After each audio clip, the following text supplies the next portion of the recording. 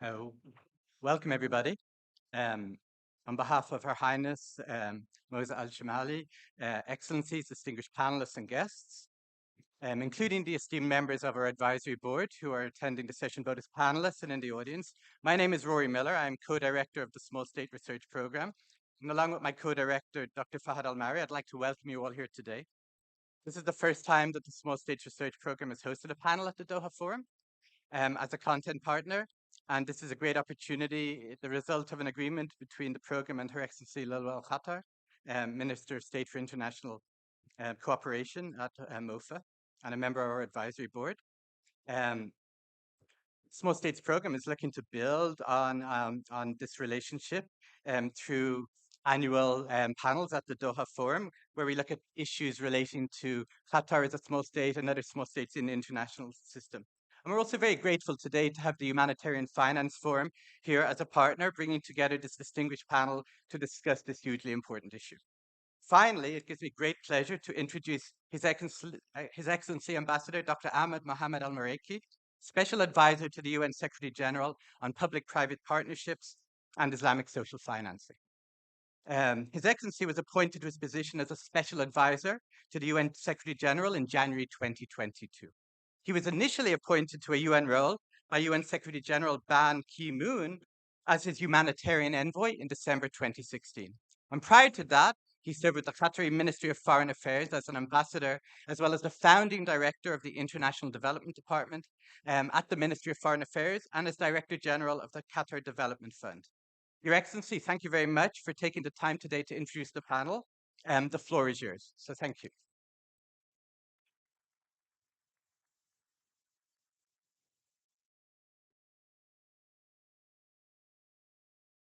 بسم الله الرحمن الرحيم السلام عليكم ورحمة الله. In the name of God, the All-Merciful, the Compassionate. To use the headset. أصحاب السعادة سيدات السادة. Excellencies, ladies and gentlemen, I am honored to open this distinguished session, which have many distinguished participants, such as Ambassador Nasser, as well as Mr. Yusuf bin Muhammad and the other participants. And I would like to welcome you today in this important session entitled Reimagining Financial Markets for Humanitarian Impact, the Role of Small States and Private Sector Partnerships. I would also like to express my gratitude for the small states program in Georgetown University in Qatar for hosting this event. Ladies and gentlemen, we are gathered here today amid the escalation of humanitarian crisis and conflicts. And this is a scenario that calls for an urgent reimagining of financial markets with the participation of private sector in to serve the humanitarian needs, which are increasing. And we need to take the best measures in order to tackle the current conflicts as well as natural disasters and the effects of the climate change, which leads to the displacement of millions of people throughout the world. We are also witnessing the Gaza war, which reminds us of the urgent needs that need to be met. It also reminds us of the role of a small state, including the state of Qatar, to mitigate these problems faced by the region and the whole world. As a special advisor to the UN Secretary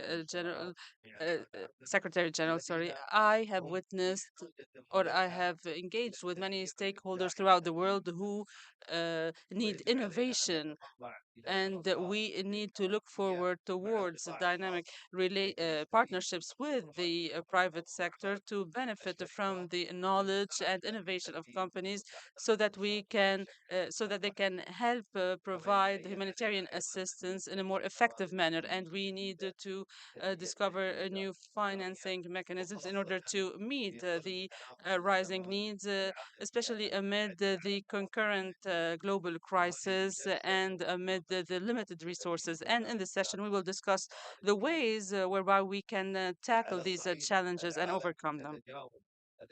Globally, the humanitarian needs exceed the available funding by the traditional donors. And tomorrow we'll have in the morning a session that will discuss the global vision for that will define the humanitarian needs for the period 2020-2024, and it will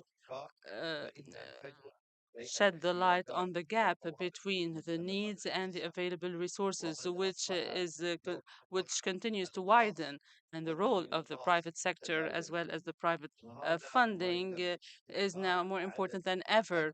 And we are witnessing also an increasing number of people who are in need. In 2022, the number of people who need assistance has doubled compared with 2020, from 244 million in 2020 to 407 million in 2024. And many of these people live in fragile or vulnerable countries. And in small states, these needs have increased because of the climate change and because of the increase in sea level and the change in climate patterns. And the governmental funding cannot alone keep up with these challenges, especially given the climate change challenges.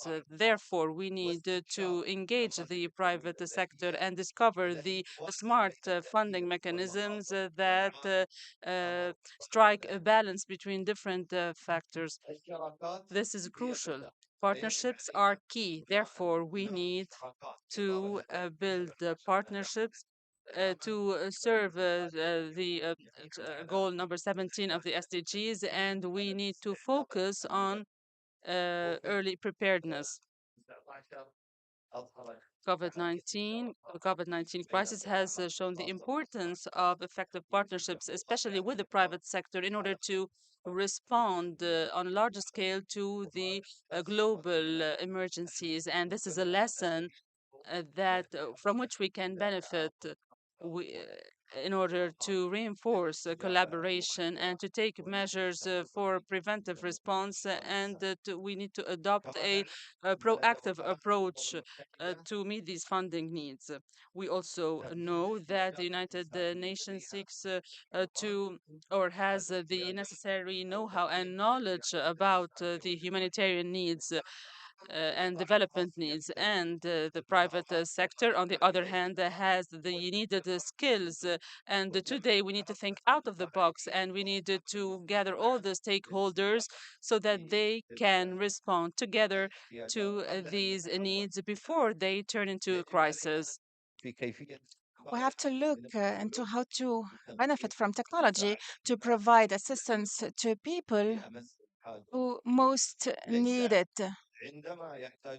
not when they need it, but before they come to need it. How can we work with governments and NGOs and the private sector in order to provide innovative solutions that represent or that represent actually early measures, preventive measures, rather than responding after the crisis. This requires a lot of experience. So, how can we use this experience as a source of power through the United Nations and by working together? We would like to see more partnerships between the public and private sectors that bring together the multilateral stakeholders working together on these innovative solutions. And we have not to lose hope. Instead, we have to benefit from the expertise of all stakeholders and encourage partnerships in order to implement or to achieve SDG 17. And last, I would like to thank once again the speakers in this session for joining us today.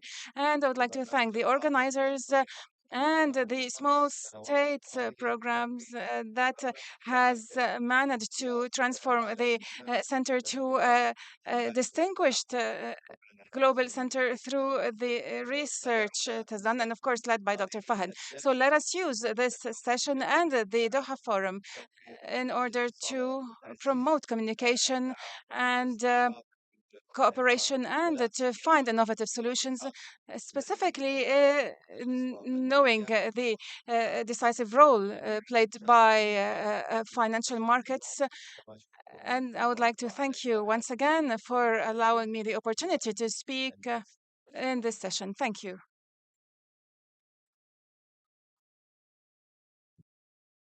Thank you, Dr. Al-Maraki, for that introduction and for setting the level of ambition as high as it ought to be.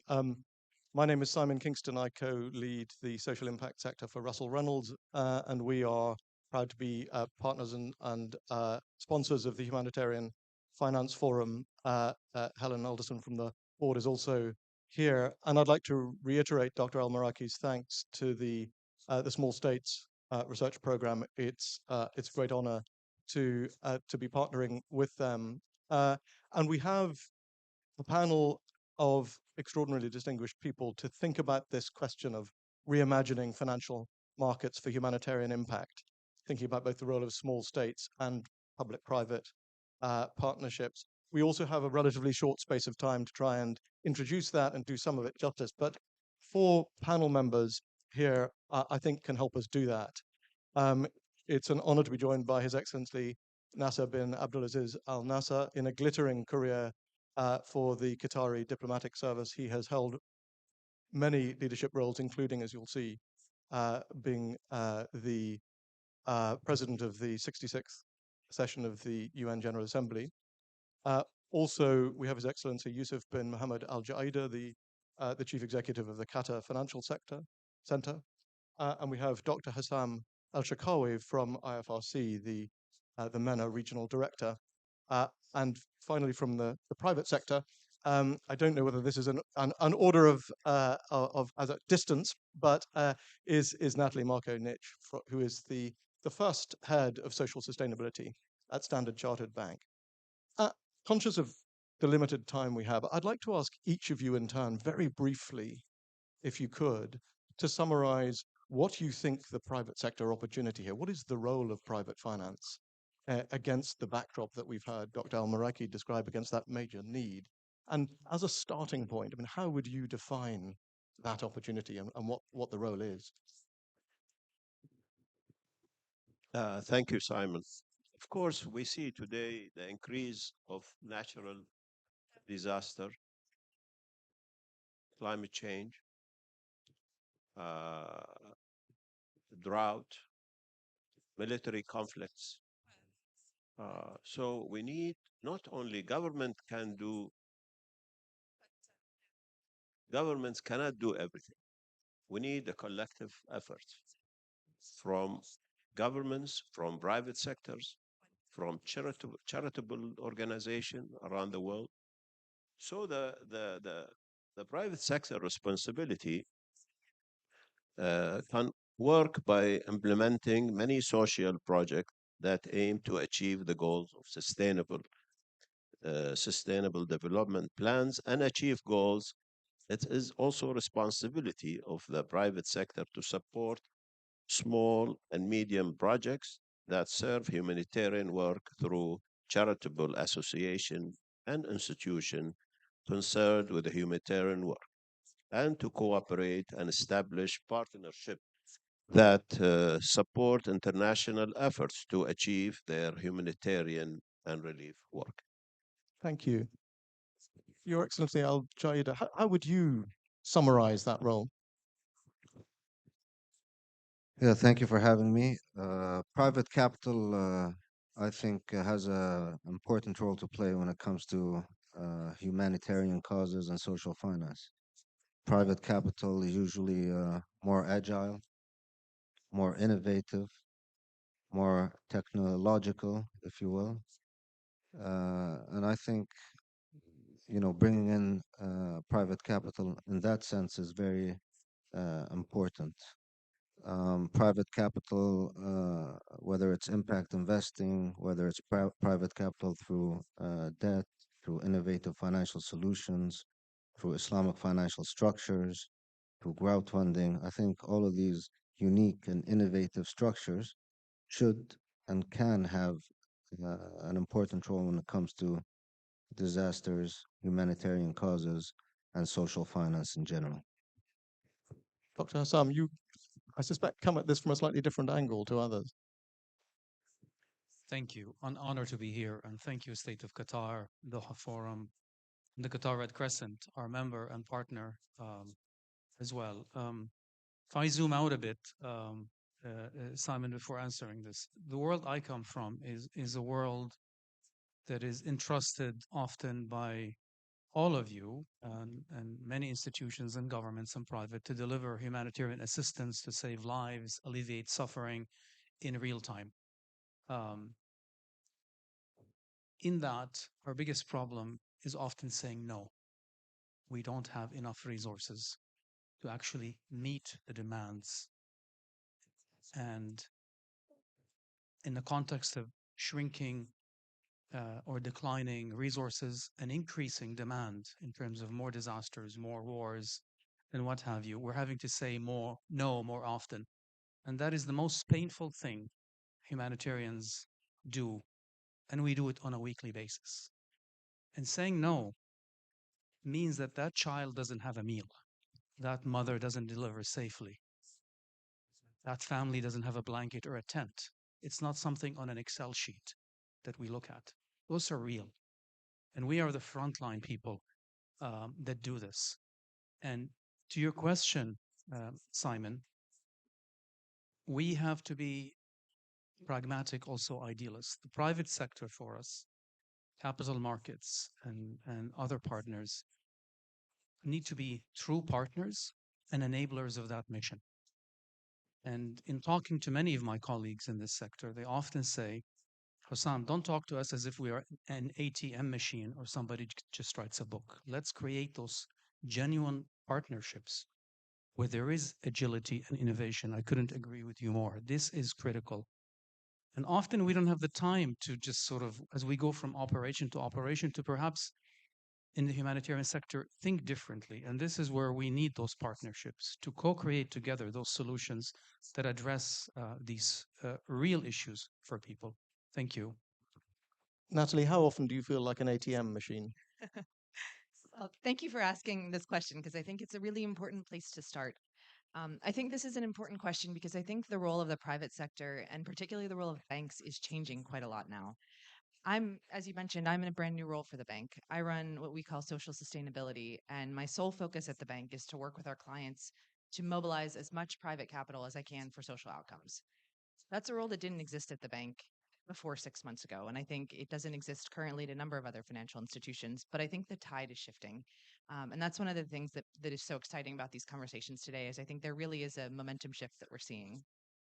I think if we think back about the bigger picture of disaster prevention and response, I do think there's a really important place that the private sector can play. But where I think the calls for action tend to fall a little bit short and struggle to gain momentum is around what is possible and what is not possible for the private sector. A lot of times the calls are for giving.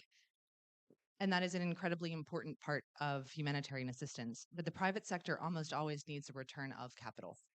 And we'll talk through different projects, hopefully, as we continue on, where we have both of those things, return of capital and return on capital. But giving is an essential form of assistance. But I think that amount of assistance can scale dramatically when we start to talk about giving plus financing. So if you take, for example, in 2022, there are roughly $45 billion of public and private giving that supported disaster relief. Standard Chartered alone that year provided $1 billion in a COVID facility that was short-term at-cost lending. I don't have the numbers for the rest of the financial service in that space, but I would imagine that it's not insignificant. And I think one of the things that we need to focus on today is how those two things can be brought closer together to scale the total amount of humanitarian assistance. And I think where it scales dramatically is when you get both return of capital and return on capital. For example, most humanitarian crises come from three things: from conflict, natural disasters, or scarcity of resources, or some combination of all of those things. And while I'm cognizant that climate action always gets offered as a catch all solution for most social projects, and I would definitely not, I would be the last person to kind of offer that up today. I do think in this case it's quite applicable because with climate, we know that climate change has massively impacted the prevalence of disasters. And if we can slow that occurrence, then I think we can really start to focus away from immediate acute response and using that funds towards longer term prevention. And that's where I think the financial sector can get really involved. Climate mitigation is just one of those examples, but I think applying that same structure of looking for places where you get at least a return of capital, but also a return on capital is how you really start to scale that. And I think the private sector is very willing and excited to do that work. I think we'll come back in a moment to talk about the process through which you went at Standard Chartered Sure. to persuade people. But I'd like to come back, Your Excellency Al Nasser, to talk a bit about your perception of the willingness to engage with the private sector amongst governments and multilateral entities from your experience. The Secretary General this morning encouraged us to think about IFI reform and the reform of the multilateral development banks. Do you think there's a widespread recognition of the need for this? Of course, yes, but unfortunate, the commitment of the international community, it's not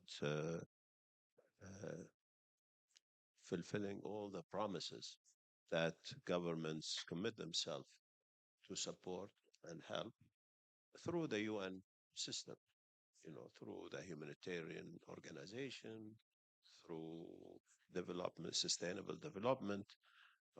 We see this every year in the General Assembly.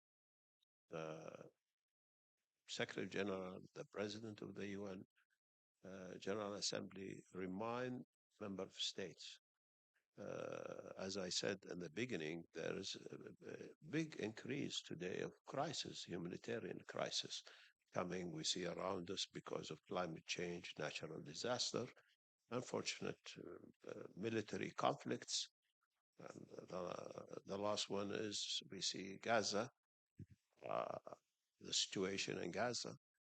And so if we mention the role of small states on this, and we relate this also to private sector, uh, political and economic stability affects the private sector. Qatar had a major role in humanitarian relief. This coming from the commitment that Qatar had with the international community and with the United Nations. And when I was the permanent representative of Qatar to the UN, my government presented an initiative called Hope For. That's a humanitarian, but sometimes you can deliver the relief to the conflict area, but you cannot take it inside or try. So our initiative based on using military to make this the humanitarian relief to be effective. So it was a difficult issue, but this is one of Qatar commitment, and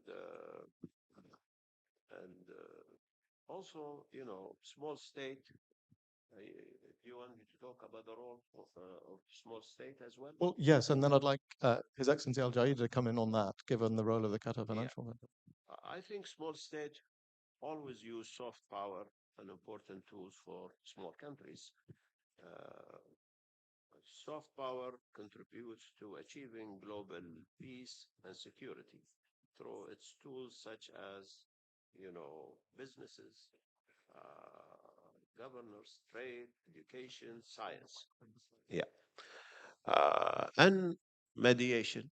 As you see, Qatar today try to support, to help not only Gaza, which is for us, it's a very important. But you see in Africa and Asia and Latin America, we have a commitment and we are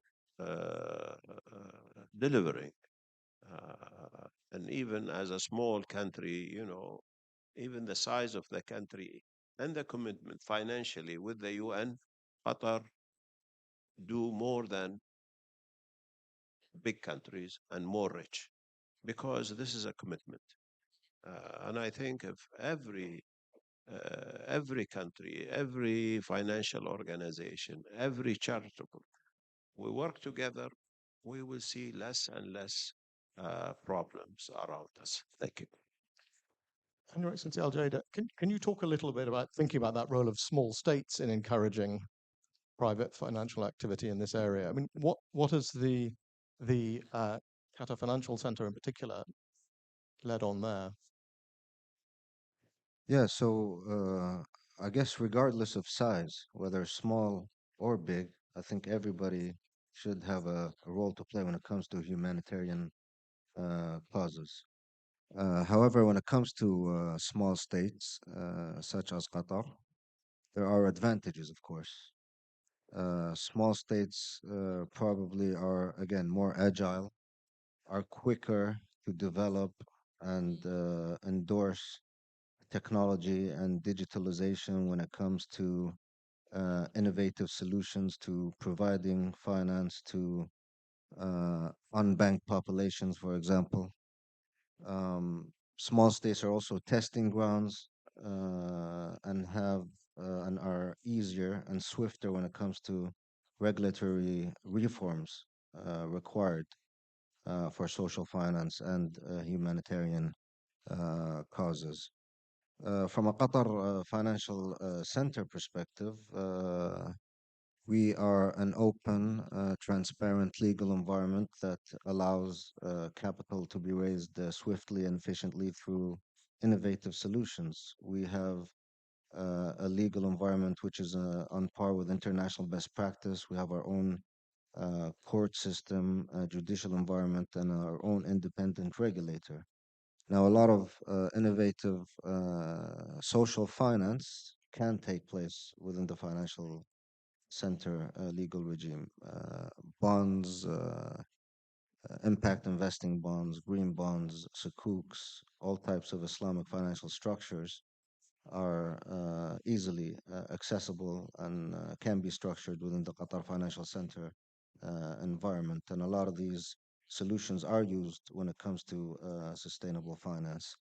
Um, Again, Islamic finance, for example, is equity based, is very reliable, and is as close as it gets when it comes to social finance and sustainable financing. And Qatar has always been a leader when it comes to Islamic finance. Two of our biggest Islamic financial institutions in the QFC are Islamic banks. 50% of the banking assets in Qatar belong to Islamic financial institutions. And Islamic finance is impact investing in some sense. It's investing with a greater sense of good when it comes to raising finances and providing credit. And Islamic financial institutions have been very vocal and participating when it comes to social finance and humanitarian causes. Um, Qatar Central Bank and the Qatar Financial Center have included the development of Islamic finance and sustainable finance as a main pillar in our strategies, and we will continue to develop this crucial sector. So we're very much involved when it comes to innovative solutions that can be used for humanitarian causes, for social investing, and other types of good investing, good financing, if you will. Thank you. Dr. Hassam, it would be interesting to hear you. You reminded us at the beginning about the scale, the magnitude of humanitarian need, not all of it in the headlines all the time. Can you talk a little bit about what at the IFRC you've been doing in a couple of innovative spaces we've already touched on, including Dr. Al-Maraki referred us to the DREF program. Absolutely. Generally, one of the biggest challenges we face to meet people's needs, to go to places and deliver the assistance people require, is what we call the silent or forgotten or neglected disasters. They don't have what we call the CNN effect or the Al Jazeera effect, which triggers, tugs at people's emotions, gets people to donate, governments to also give, and banks to give often. Their calamities are no less than those of the big and sensationalized disasters. And small states tend to fall a lot in that category of forgotten. The numbers, perhaps, of people affected are not that high. They don't make the headlines. And a pooled fund like we have now, called the DREF, the Disaster Response Emergency Fund, which has grown over the last 20 years from 35 million Swiss franc or dollars per year to a plan now to have it go to 100 million in 2025. Just to give you an idea, in 2023, this, as we cap this year, we have allocated from this fund about $70 million to 85 countries across the world. The allocations range between a few 100,000 to several million. All the big disasters you have seen now, the Morocco earthquake, the Syria-Turkey earthquakes, the Gaza crisis, the Libya floods, and others around the world, all were seeded by funds allocated within 24 hours from this fund. Challenge we have, of course, is we're running out of money from that fund. And in 2020, we did run out of money from that fund. And to address this problem, we have now partnered with several partners, governments, and insurance companies, Aon, to create what we believe is the world's first actually insured pooled fund, where for a $5 million annual insurance premium that is given to us by many donors, if we trigger a threshold of $33 million of allocations, the insurance company pays $20 million into the draft. And this is a way for us to address what I talked about, the shrinking or declining contributions, and gives us that flexibility to do more for people that need us in small states and not so small states as well. So this is a critical and very innovative way, for us at least, to work and reach more people in need. We'll see how it works, but certainly the world is throwing more demands on us. Many countries and people are saying, we as IFRC need to do more every week, every month, because of recurrent crises. The last point I'll make, this fund as well, we don't just use it after a disaster, we use it through an anticipatory lens. So when we see the storms coming, or when we predict the droughts, or when we see potential, perhaps violence potentially brewing in a country after an election process that we think may not go so well, we release money from that fund to prepare the country and the local actors. Usually our members are the local Red Crescents and the local Red Crosses and other local organizations. We release that money so they can prepare weeks in advance sometimes to respond better. Over to you. A quick follow-up. I mean, that was clearly innovation in action of the kind that we have heard described. What did it take to convince the IFRC to engage in it? Trust and relationships between people and the institutions, the insurance industry, and the banks. It's not that, people sat and wrote a book of a project and presented it and tried to get it funded. It's about human relations. And that's what worked. And then people committed to it. And it took a year to put this together. But the commitment was upfront. It wasn't, a year later, give us a project and we'll tell you yes or no. So it was co-created. And from day one, we decided the risk would be shared because innovations can fail. We all know that. But we've got to try something different.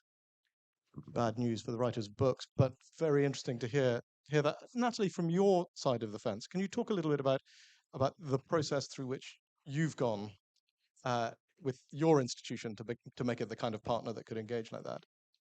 Definitely. And I think it's not too dissimilar from the comments in my opening remarks that one of the journeys that I had to go on was also that mindset shift inside the institution from giving to financing.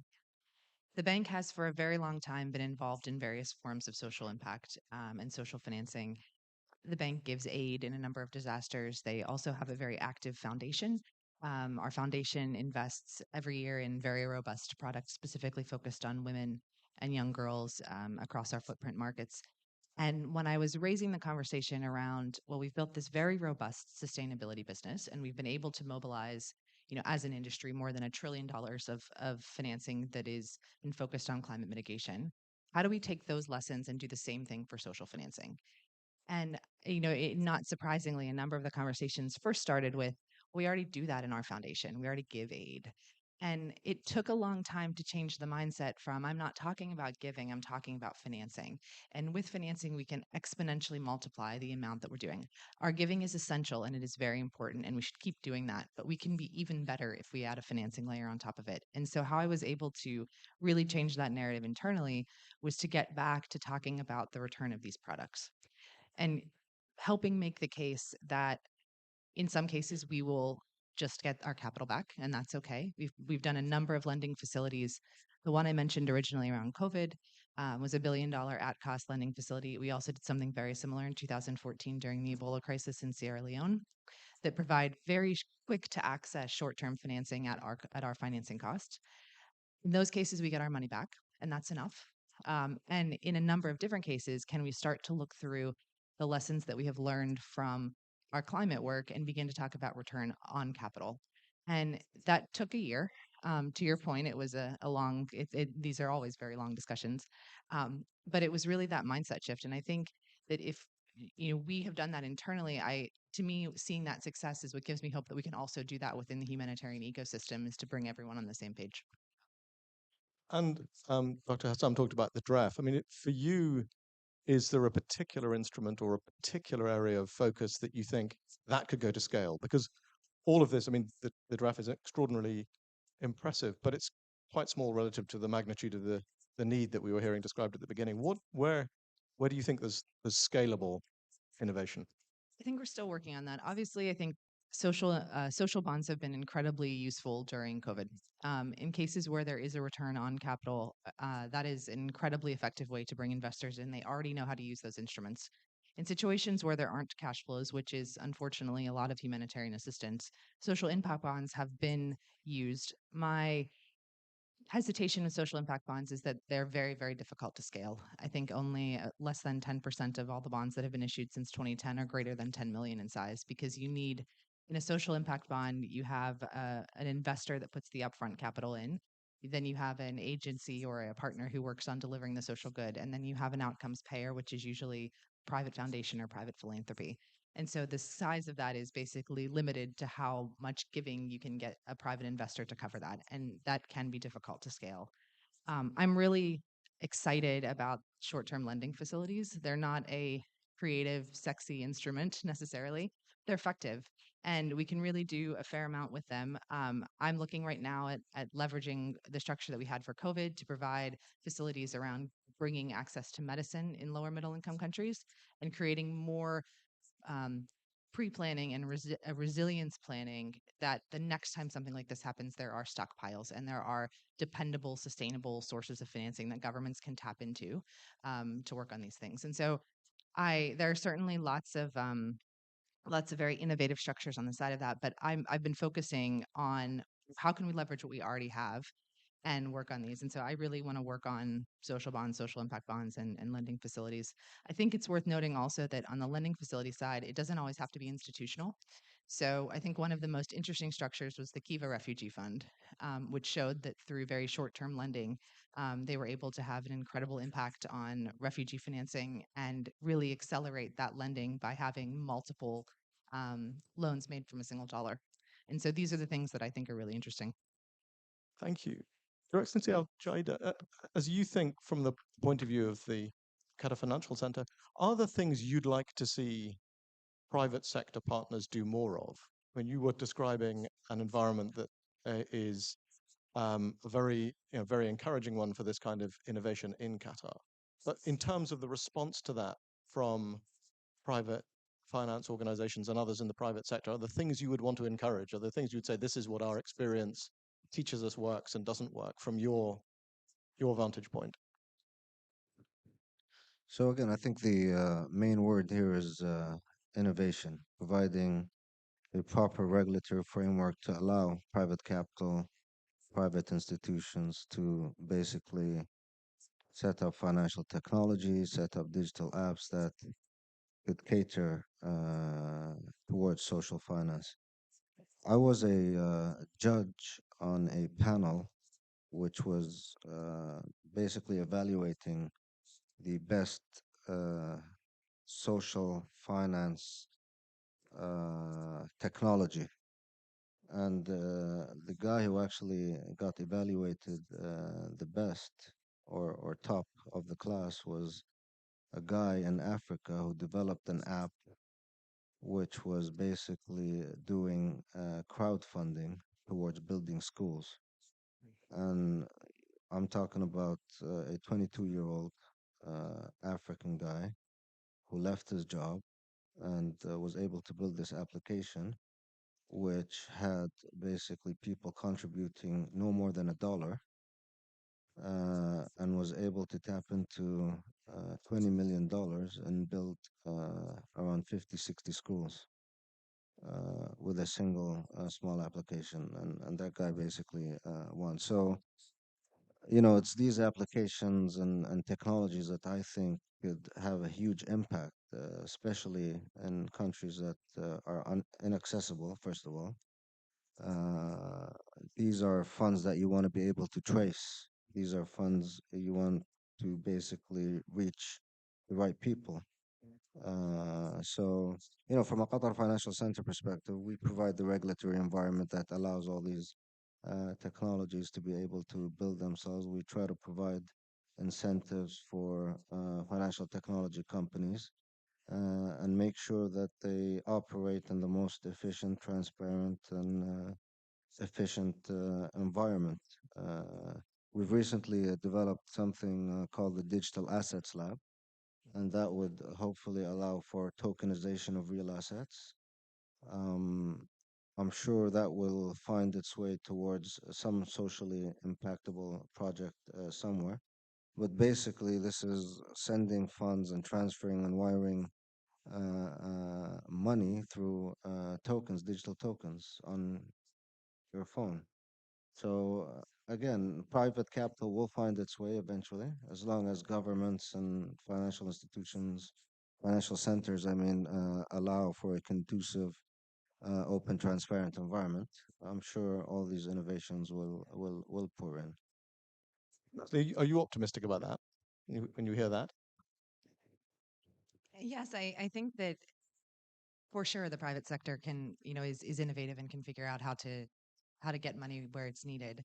I would just not forget to focus on the part that we don't always need to be talking about giving. So when you talked about the crowdsource platform, I was immediately reminded of Kiva. That's a lending platform where you get money back. And you've looked at how effectively something like that has been able to scale. So I think that technology can certainly enable a lot more movement of money quickly, as well as on the disbursement side. We've seen huge amounts of progress around disbursements in disasters being linked to digital payments and the things that the private sector has done to support that ecosystem. But I think it's not always just about the donation side of the private sector. I think that when the private sector is given, either at an institutional level or an individual level, the opportunity to lend and facilitate financing in that aspect, I think both of those solutions together can be really powerful. And that prompts a question to Dr. Hassam. I mean, sometimes the culture of civil society organizations is slightly inimical to anything other than a giving relationship with the private sector. Is DREF a sign that that's changing? Partly. Um, Partly, yes, it is, but it will never shift where humanitarian organizations are just another business money making for investors. I mean, that is not in our DNA. Certainly, we recognize the challenges and we recognize that We have to be creative, and these partnerships have to exist. At the end of the day, okay, our task is to deliver humanitarian assistance. And structuring various mechanisms and tools that are overly complex may actually make it just worse for us to work. Okay, so simplicity is called for in these solutions, as well as, of course, innovation. That is an enabler. That will never be at the core 100% of what we do. And in that, we have to find solutions. I mean, I'll just, the 1-minute version, 5-6 years ago, I was the vice president of the Canadian Red Cross, and we had a partnership with one of the biggest banks in Canada, the Royal Bank of Canada.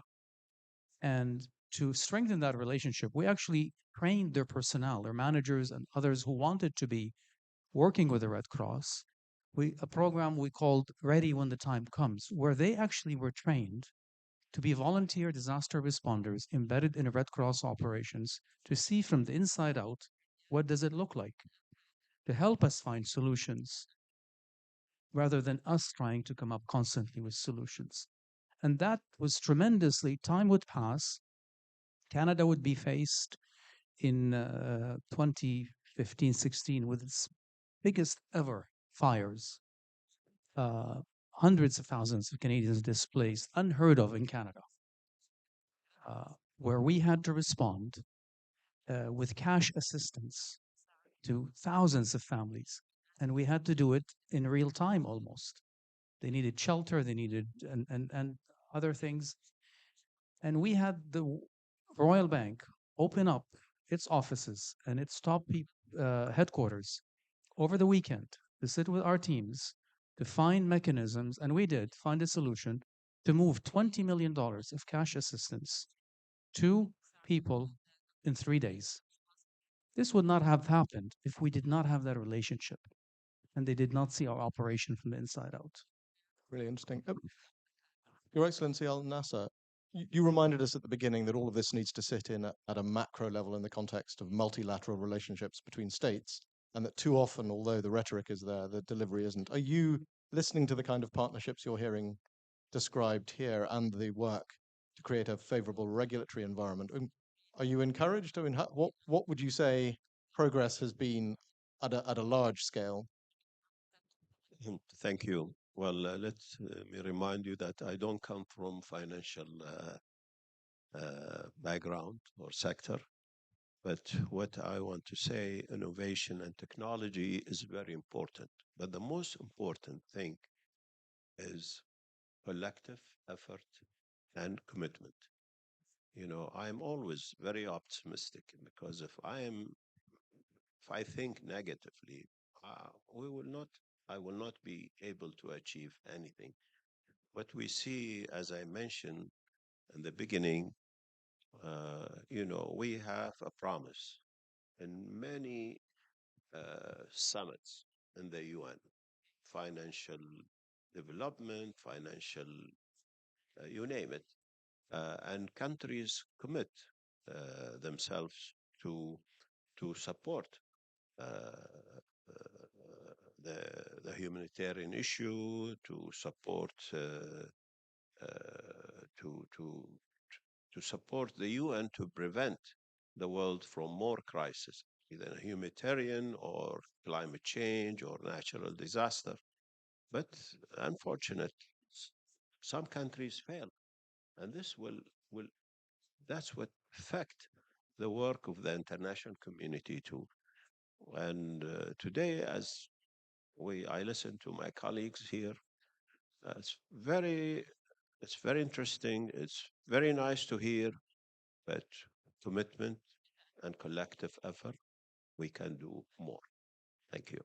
Well, thank you. And I think that, Paul, that at the end, the collective effort has got to be bigger and more multi-sectoral than ever before, comes through very clearly. And thank you for it. And on your behalf, I'd like to thank all four of the panelists for a fascinating and very frank discussion. Thank you very much indeed.